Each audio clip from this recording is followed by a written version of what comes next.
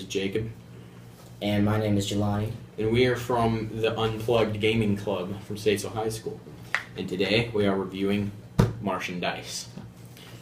For me, how I think it looks as far as art design and box art, well, spherical art, is I really like the design. It's very simplistic and cartoony because you don't need to be over the top with it because it's supposed to be, from the directions it says it's like a quick game, and it is.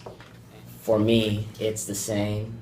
It's a really short game, but it's very fun to play. Okay. As far as the components go, there isn't really a lot of components. There really isn't. But all we got is scorekeeping papers,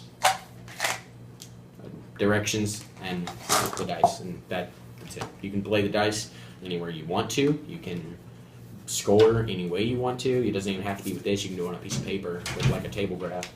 But dice are really well made, in my opinion. They don't feel like cheap. They're cheaply made. They feel like they were professionally made. The directions, it's a nice foldable. Directions could be a little bit more clear, but that's not a big problem. It's not that terrible, but so. I like how you play the game because it's pretty simple. You roll dice, and I just love that fast and easy game.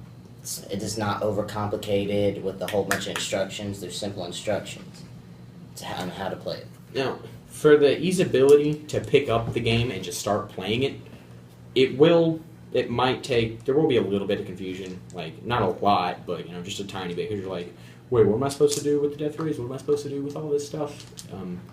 But once you read the directions over one or two more times, you'll get it. It's just really easy to pick up because it's such a quick game. Be over in 10 minutes, if that, maybe 5. Probably, most likely 5. So. The theme of it is aliens versus humans, basically. Like Jacob said, it's sort of cartoony. I like how it looks solely because it actually goes with it, considering it's a very simple game, but it's a whole lot of fun to play with. I have to agree with him for the theme and the mechanics and and how the mechanics work with the theme.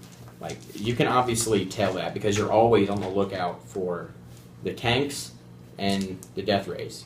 You got to set aside both the tanks and the death rays, because if you have more than one or the other, then it'll either mean victory or defeat. So you got to make sure you have either of these, which puts in immersion. And immersion in such a simple game is impressive to me, because for a game that's only 5 minutes long, you're immersed for the 5 minutes, and you're like, whoa, 5 minutes already went by. Mechanics work really well with the theme. You feel like you are a Martian trying to abduct people to a certain extent. As far as fun factor goes, I really think it's fun because it's really simple, as I said before. Artwork is good. Mechanics are good. It's not cheap. It's good dice, good, decent directions.